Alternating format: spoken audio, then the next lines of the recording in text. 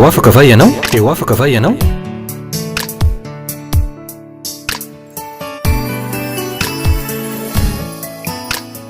Fandarany iarana fiangonana Refy. Fiangonana Refy. Androndrakely. Eny ary tompoko, mbola fifaliana lehibe ho anay mpanompon'Andriamanitra avy ato amin'ny fiangonana Refy Androndrakely ny manolotra ny arahaba ho anareo rehetra mpanaraka ny fandarana zay karakarainay. Mirary zahay mba hatsapa ny herin'Andriamanitra miasa ianareo ao anatin'ny fotoana anambaranay ny tenin'Andriamanitra na ny afatra amin'ity androany ity. Toy zao no tenin'ny Baiboly zay entiko anareo androany. Jaona 5:9-telopolo. Eno tsara ny voasoratra. Koa raha ny zanaka no afaka anareo, de ho afaka tokoa ianareo. Koa raha ny zanaka no afaka anareo, dia ho afaka tokoa ianareo na inona famatorana, fanaketsana, na zavatra ratsy tsapanao hoe eo amin'ny fiainanao. Koa raha ny zanaka no afaka anareo, de ho afaka tokoa ianareo. Tahoa moa ny tenako dia nampafantatra anareo ny fisina olana amin'ny karazany eto ambony ty tany ity.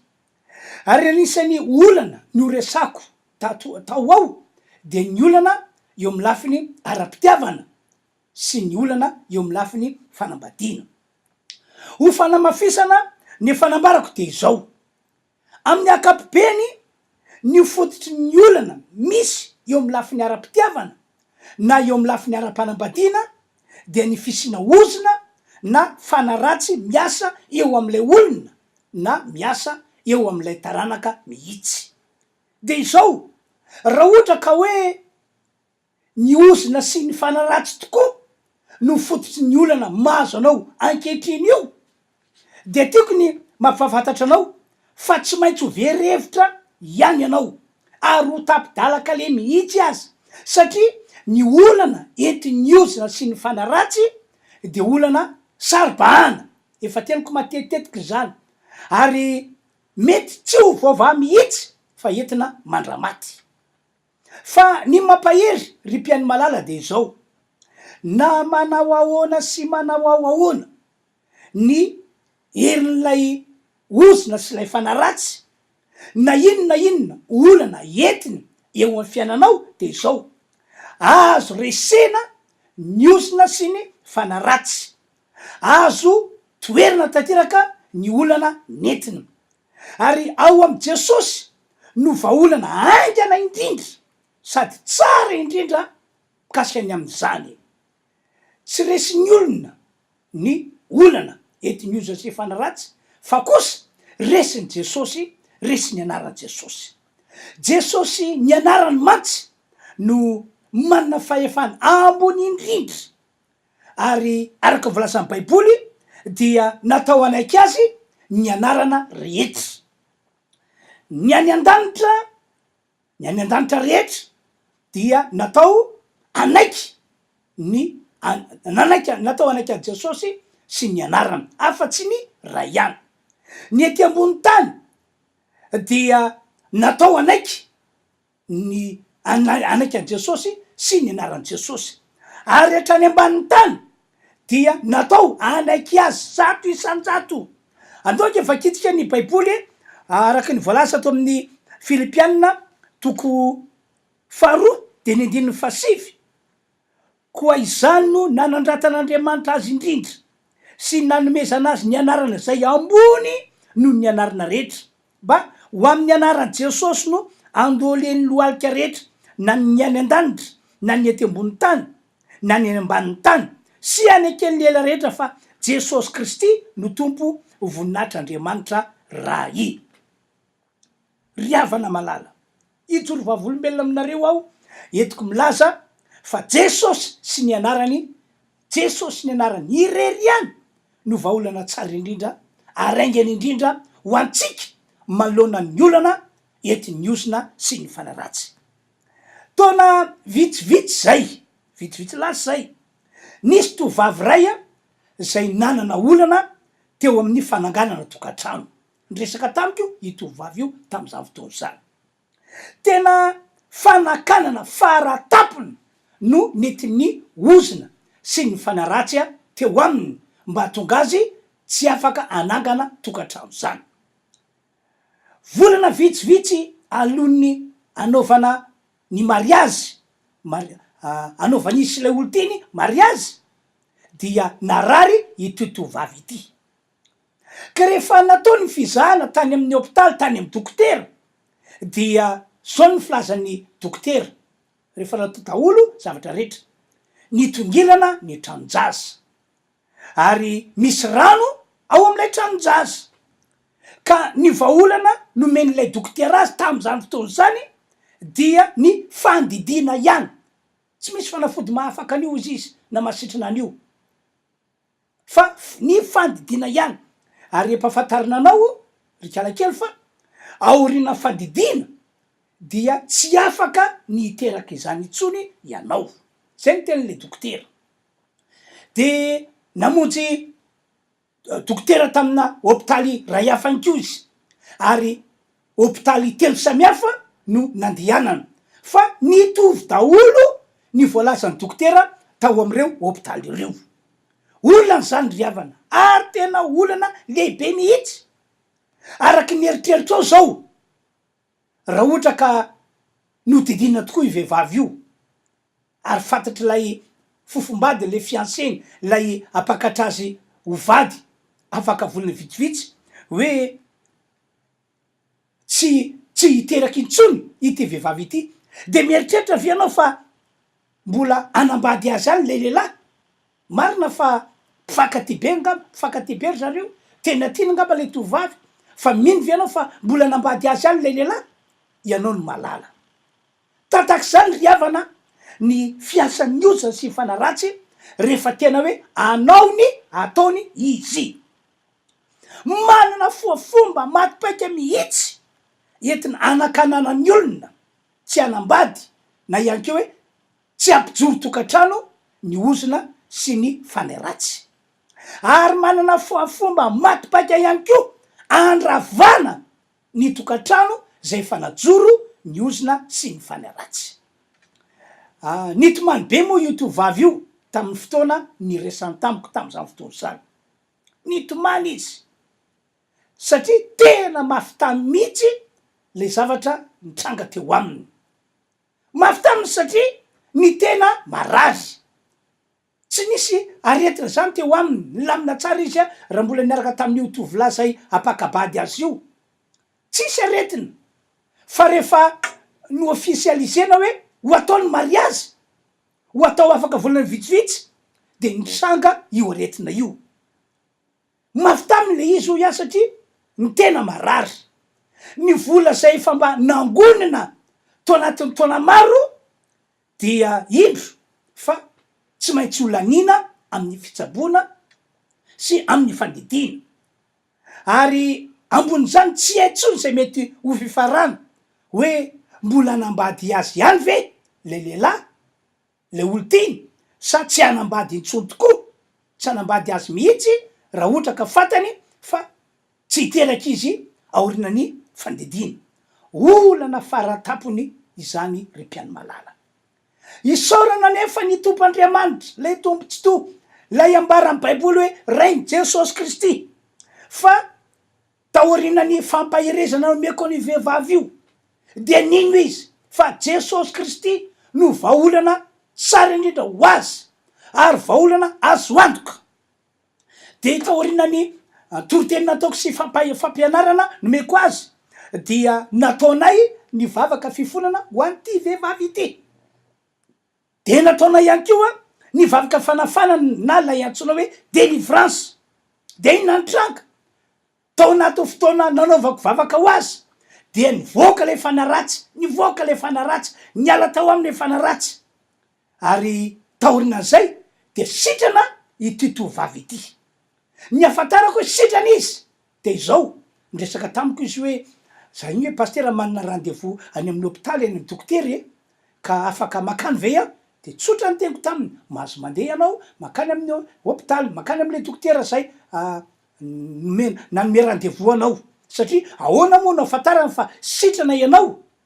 raha tsy izy miteny de lasa tokoa izy nandeha tany am'ilay hôpitaly voalohany zay nandehanana de tantarainy tamiko fa gaga olonay dokotera tany satria lay aretina zay nolazana taminy hoe tsy maintsy andidina azy dia tsy hita tao amin'ny tranonjaza tsy nitongilana lay tranonjaza tsisy rano tao anatin'lay tranonjaza de gagagaga lay dokotera hoe aloaloha anao mandeha mivelona kely fa raha fijeriko azy ato izy izy a dia tsy maninona mihitsy ny tranonjana sitrany tena tsy maninona ianao e de lasa izy nandeha de nakany amin'ny hôpitaly faharoa ndray izy lefa nandehana teo aloha de gagagaga hatram'le dokotera tany ohatrany hoe fijeriny azy any ohatrany lasa amborona hoe tsy nety ve zany le anankiray tamy voalohany nisy fatsona ve zany lay fizana tany voalohany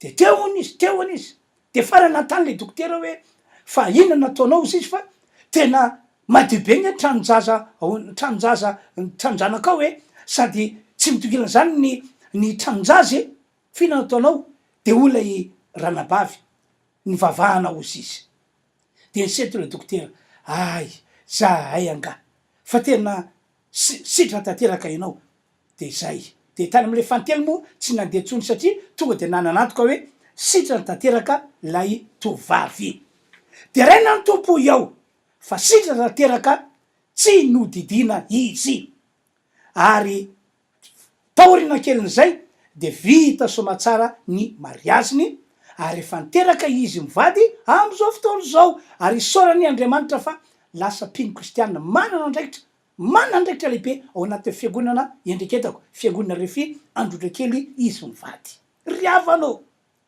Jesosy rery any no vahaolana tsara indrindra ho anao zay manana olana eo amin'ny lafiny ara-pitiavana na manana olana eo amin'ny lafiny fanambadiana Jesosy Kristy sy ny anarany no vahaolana tsara indrindra ho anao ho iaho ity ihany ko misy karazana ozana sy fanaratsy a mba tiako tantaraina aminao satria mpitondra olana ihany ko izy ity ary mpitondra olana eo amin'ny lafiny fitiavana sy eo amin'ny lafiny fanambadiana tsy inony zany fa lay atao hoe fanahy mpanilikiliky na lay atao hoe fanahy tsy tia mainty zava-doza ry havana malala ny fiainana misy an'io fanaratsy karazany ray io hoe fanahy mpanilikiliky arak'izany anarany zany ny mitona ny olona zay ipetrahany mba anilikiliky azy no tena manavanana azy zany hoe ny olona rehetra manodidina anao zany na aiza naiza dia tomin'io fanaratsy io avokoa mba anilikiliky anao na mety ny ataonao na tsy mety ny ataonao dia tomony foana ny olona mba anilikiliky anao na anositosika anao ary gagary anao fa tsapanao hoe ohatrany tsy tianao zany mihitsy ny olona ohatrany tsy mahazoazo anao zany ny olona nefa ianao amin'io tsy hoe nisy fahatotsony na hoe nisy zavatra tsy nentinao ataonao a fa lay fanaratsy mihitsy no misidina ny olona mba anilikiliky anao tahaka zany mikasika any amin'ny fitiavan'ny olon-droa na mikasika any amin'ny fanambadiana moa no tena suzentsika tao ao ary androany ihany ko no zany a resaka aminareo mikasika any amin'ny fomba fiasan'ity karazana fanaratsy ray ty ao dia ny fanaratsy sy ny ozona mpitondra fanikiliana voalohany a eo amin'ny lafiny ara-pitiavana sy ny fiarahan'ny olon-droa tsy misy olana tsy misy ady fa tampoka be tena hoe tampoka be zavatra tsy abozina de miala eo aminao fotsiny le olo tianao tsisy resaka lava fa de miala fotsiny eo aminao le olo tianao tsy lany vavony tsotro zao fotsiny anao a rehefa miaraka aminy na fotoana fohy na fotoana lavalava tsy indray mandeha nefa no na indro no efa nisehony zany teo aminao fa efa nibetsaka ary ianao manokana ary indrandray a lasa saina lasa eritreritra hoe fa maninona fa misinona fa zay lehilahy miaraka amiko ho an'ny olona sasany resaka tamiko aloha de hoe herinandro ihany no fiarahana dia niala izy niala tsy fantatra mihitsy ho an'ny olona sasany ny tenenany hoe ohatany amy ray aman-drenao fa iseho aminao ny tenenan'ilay olo tiany azany no elo dia tsy mipotra izy tsy hita izy anika toy ny olona ratsy fitondratena no fijeriny olona azy no inona no lay olona nisy fanampanikilika niara-fanikiliana miovaova olo tiana matetetika mbola olana hafa ihany koa nefa ny ateraky zany riavana malala zao ny mariny raha mbola eo aminao ny fanay ratsy na ny ozona mpitondra fanikiliana de sakanantsotro zao ianao mba tsy anambady na ihany ko tsy atsangana tokantrano mihitsy ary tiany entinao mandramaty mihitsy zay olana mahazo anao eo amy lafiny fitiavana na ny fitiavany olondro zay fa izao riavanao fa izao ny finoanan Jesosy ary ny firosoana amin'ny fanafahana ihany na le délivrance no tena tsy laitra nyty karazana ozona sy fanaratsy mpanikilika ity marito am're olona zay fa nipetrahana ozona na fanaratsy mpanilikilika ka hoe niona taminay ndresaka taminay sy ny hoe namonjy fotoam-pivavana ataonay maro tamin'ny olona tak'zany no efa novonjen'Andriamanitra sy efa no afan'Andriamanitra rehefa nanao taonay mivavaka ho azy nataonay délivrance ho azy matoka fa tsy diso anjara am'zany ianao za manokana nge resy lahatra ry mpiany malala fa matoa ianao mandre ny afatra hitinay tako zao ary mazoto mandre tsy avy aminao zany fa avy amin'Andriamanitra satria misy zavatra tian'Andriamanitra tongavana eo aminao de ianao ho afahana zany nge no antony natonga an Jesosy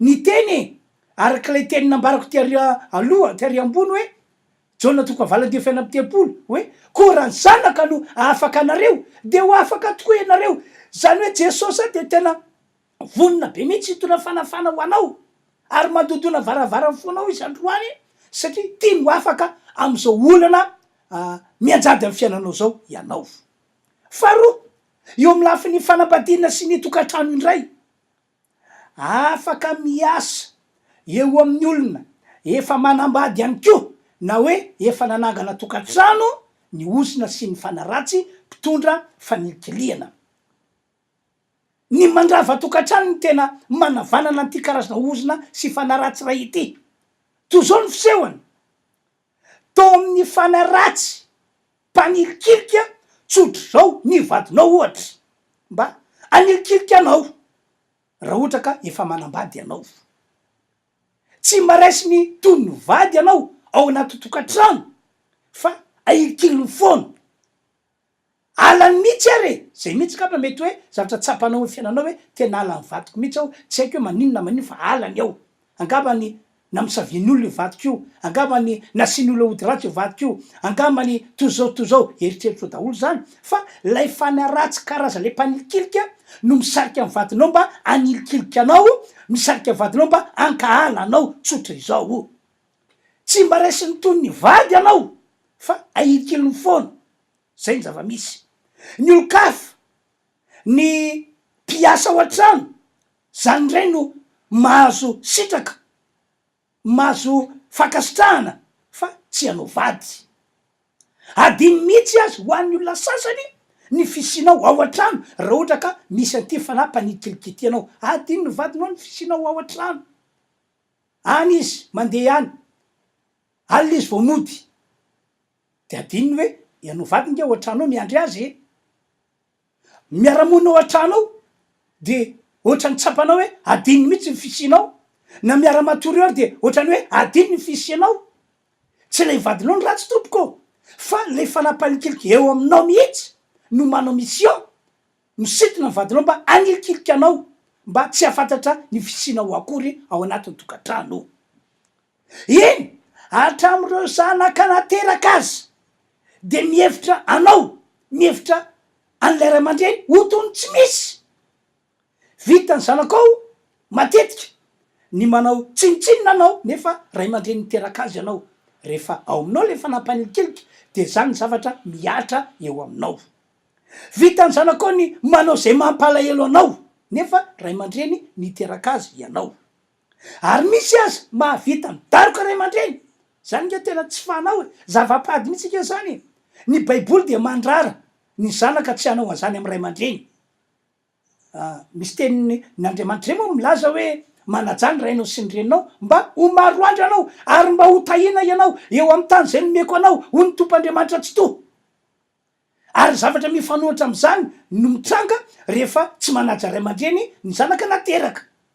Kanefa tsy mampanianiozina sy mifanaratsy ny misitona ny zanakao mba anao zany fihetsiky zany aminao ray aman-dreny nateraka mba satria le ozany sy le fanaratsy no mitoetra eo aminao, de le ozany sy le fanaratsy mpanilikilika.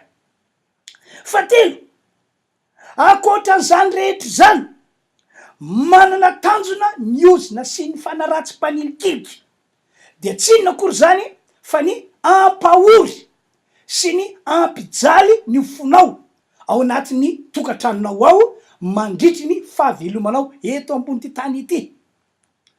Izy mantsy no mpitondra korotana sy gidrakidra ao anatin'ny tokantrano lay ozana sy lay fanaratsy mpanilikilika io.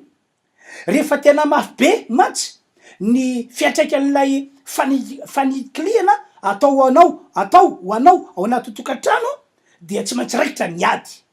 Ary amin'ny farany de sarahan'lay ozina sy lay fanaratsy mpanilikilika ianao sy ny vadinao, ianareo mianakavy. Ary rehefa tsy mety misarabelona dia sarany maty indray. De zao ihany koa, tsy mijanona eo amin'ny lafiny olana ara-pitiavana na olana eo amin'ny fanambadiana sy ny tokantrano ity karazana ozina ray ity, ary ity karazana fanaratsy ray ity dia ny ozana sy fanaratsy mpitondra fanikiliana fa hatramin'ny asa fivelomanao dia idirany avokoa, idirany avokoa. Ohatra zao any am-piasana ianao de gaga ianao e, ary very hevitra mihitsy fa tsy hay hoe maninona na hoe nisinona fa dia tsy azokazon'ny mpiara-miasa ianao, alakalan'ny mpiara-miasa ianao, tondrotondron'ny mpiara-miasa molotra ianao, ohatrany hoe tsy misy resaka atao afa-tsy ianao ao am-piasanao. Mafy ampiasany revany, tena mafy zany fa de hoe ty azo vola mba hivelomana ka dia iaretana ny zava-misy ao am-piasana. Hatramin'ny mpampiasa anao dia ratsy fijery anao, toy ny olony ratsy, toy ny mpangalatra foana ianao ao am-piasanao, toy ny olona tsy kamy miasana tsy mahavita azy, nefa ianao tsy manao an'izany akory fa efa mba tena hoe manao ny ainao tsy zavatra. Sy ny mpiara-miasa aminao na ny mpampiasa anao no olana riavana fa lay fanaratsy mihitsy karaza lay mpanilikilika no misitona ny olona mba anao zany fihetsika tsy zakanao zany eo amin'ny fiainanao. Ka rehefa mitohy ny misy eon'lay fanampanilikilika amin'ny farany dia nala tena ihany ianao na voaroka mihitsy azy ianao. Raha mbandray mandeha no isehony zany de hoy ianao hoe le toeram-piasana tary tena mba ratsy, le mpiara-miasa tary tena mba olona tsy valina, fa tsy zay le izy, fa tsapanao hoe efa tamin'ny toeram-piasana maro zay efa nandehananao de saiky ohatr'izany foana no tsapanao eo amin'ny fiainanao. Raha manao asa tena ianao na manao asa varotra, ohatra hoe mpivarotra zao ianao, manao épicerie na varotra lamba, tsy haiko hoe inona inko ny asa varotra ataonao, fa noho io ozana sy fanaratsy mpanilikilika io dia anana olana ianao, andalovan'ny client fotsiny ianao, andalovan'ny mpividy fotsiny ianao. Lasa anika de lasa tsy mandeha ny tsenanao. Ny eo akaikinao mandroso tsara, mandeha tsara, fa ny anao dia nataon'ny olona toeram-pandalovana fotsiny ihany. Riavana malalo, olana ike zany, olana ike zany. Tsy eo milafiny ara-pitiavana ihany no iao na eo milafiny ara-panambadiana no manao ny ataony ty karazana ozina sy fanaratsy ray mpitondra fanikiliana ity, fa araka nambarako taminao teo hoe na eo milafiny fameloma-tena azy de tena manao ny ataony ity karazana ozina sy fanaratsy anankiray ity.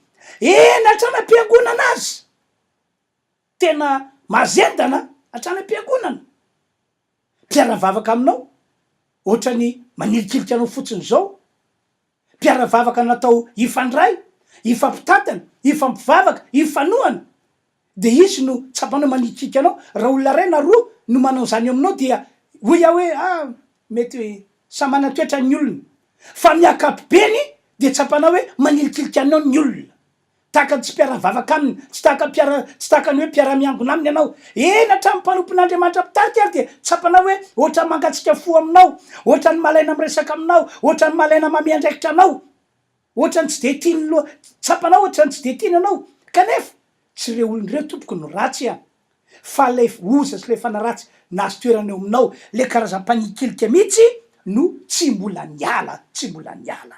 Ry havanao mampijaly, mampahoro olona ny ozona sy fanaratsy mpanilikiliky, satria ny olana entina de olana tsy evahana ary olana tsy toerina.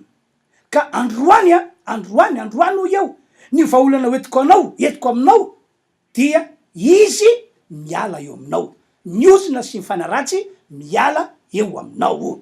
De fantanina apetraka de hoe ahoana no atao mba ahafahana mandresy azy. Valiny de zao, voalohany tsy maintsy mino ny asa famonjena sy fanavotana vitany Jesosy Kristy teo ambony azy fijaliana ianao. Ohatra, mino sy manaiky ianao fa efa nailiky sy voailikilika Jesosy Kristy tamin'izy nandalo tety ambony tany. Raha ny voalaza amin'ny baiboly mantsy no jerena, tena niara fanilikiliana tokoa Jesosy Kristy tamin'izy tonga tety ambony tany. Mbola tao amboaka izy de efa voilikiliky, tsy nandray ny ray aman-dreniny ny olona, tsy nampandroso ny ray aman-dreny ny olona mba ahafahan'ny ray aman-dreny miteraka azy ao anaty trano, fa voilikiliky izy. Ary zay no antony natoka azy natoka ny ray aman-dreny voatery namonjy tranona omby mba ahafahana miteraka an' Jesosy Kristy tety ambony tany ihany ko. Rehefa nanao mission Jesosy de tsy nanana adresy izy. Zay no mahatonga amin'ny baiboly mitantara hoe tany atendrombohitra izy, tany izy no toetra rehefa vita ny asa tamin'ny atoandro. Tsy nety voarainy olona tsara ny zavatra tsara nataony Jesosy Kristy toy ny fanasitranana, fanafahana, fitahina, tsy voarainy olona zany. Ary zany no antony natoka ny olona ny apanga azy ary ny sambotra azy, ny tondratany fitsarana, ary ny fitsarana dia namoaka dito fa voeliko ho faty izy. Zany no niatra tamin'i Jesosy no enjena ary no vonono faty, satria nanaiky voalikilika izy mba ahafany mamonjy ny olona ho afaka mifanikiliana. Ary hatramin'ilay Andriamanitra raitsy to azy de namela azy orery, tena hoe namela azy orery arabaky teny. Zao ny voasoratra Matio 7:20, 2:1-4, hoy baiboly, hoy Jesosy, ely lama sabaky tany, zany hoe radika Andriamanitra nahoana no de mahafoy ihany anao. Zany hoe hatramin'ilay Andriamanitra ray azy dia nahafoy an' Jesosy Kristy.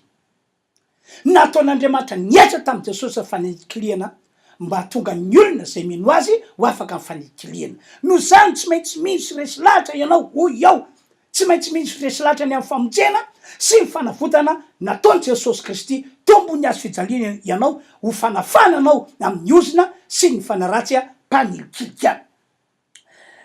De manarakarak' zay ihany koa faharoa, toy ny ozona sy fanaratsy rehetra ihany ity ozona sy fanaratsy mpanilikilika ity.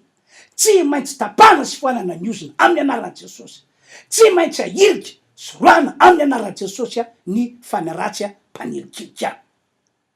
No zany de tsara aminao ny miona aminay tompoko, ahafanay miresaka misimisy kokoa aminao sy manorevitra ary mivavaka ho anao, manao délivrance ho anao mba tonga ny fanaratsy mpanilikilika na ozona mpitondra fanikiliana io hiala tanteraka ao aminao, fa mampijaly anao ny fisiany io eo amin'ny fiainanao. Na ihany ko tongava mamonjy fotoam-pivavahana zay karakaranay fiangonana Refy Androndrakely, manao fotoam-pivavahana zay isika ny alahady fidirana fitsasana, io voasoratra io amin'ny 10 ary amin'ny 2 ora sasany, takizany akeo ny andavanandro talata sy ny alakamisy. Fa ity misy filazana anankiray aperako aminao amin'ny alatsinainy voalohany volana May zao, amin'ny alatsinainy voalohany volana May zao, de isy fotoan-dehibe fikarakarana fiangonana refy androndra kely. Ny toera dia ao amin'ny fiangonana refy androndra kely. Ny maraina dia anao vavaka fifadikanana lehibe isika manomboka amin'ny 7 ora sy sasany. Ny ariva manomboka amin'ny 2 sasany kosa dia isy vavaka fanafana lehibe, fanafana ny olona malona ny fisina ozina na fanaratsy mpanilikilika.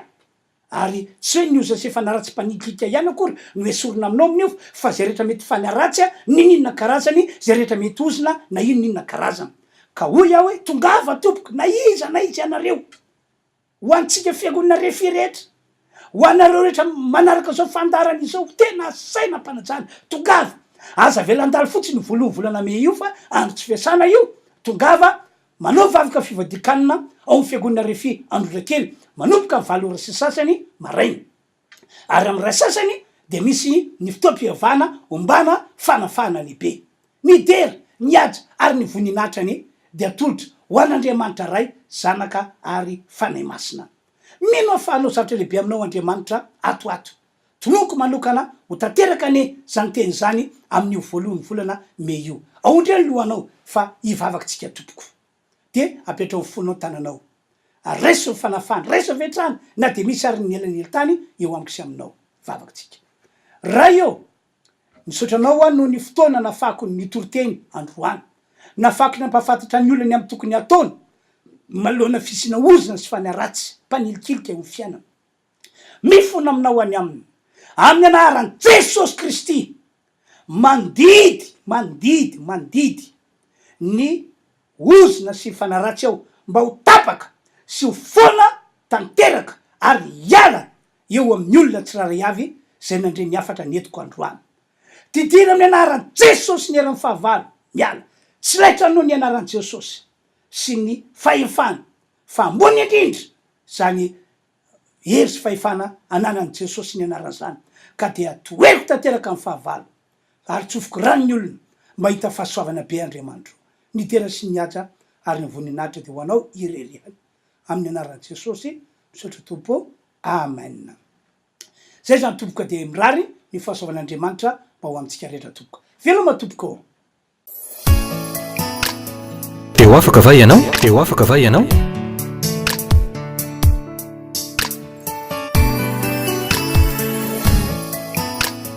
Fandaharana iarana fiangonana refy androndra kely.